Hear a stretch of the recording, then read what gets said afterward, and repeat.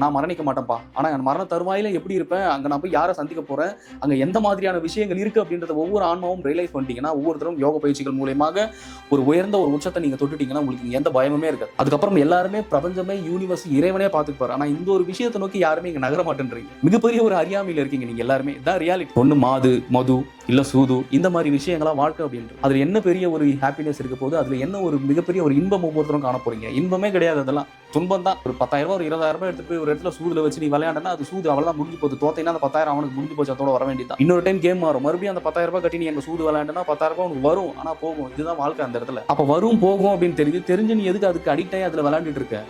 ஆனா ஒருத்தவங்க உங்க லைஃப்ல விளையாண்டுட்டு இருக்கா, அது உங்களுக்கு தெரியலையே. மாயை எனும் பெரிய கொடியன் ஒவ்வொருத்தருடைய வாழ்க்கையிலும் விளையாண்டுட்டு இருக்கு. அது ஒவ்வொருத்தருமே ரியலைஸ் பண்ணாம போயிட்டு இருக்கீங்க வாழ்க்கையில. அப்ப மனம் ஒவ்வொருத்தருடைய குடியிலும் இல்ல, மனம் ஒவ்வொருத்தருடைய கட்டுப்பாட்டிலும் இல்ல. தான் காரணம். மனசுனா என்னன்னே தெரியல.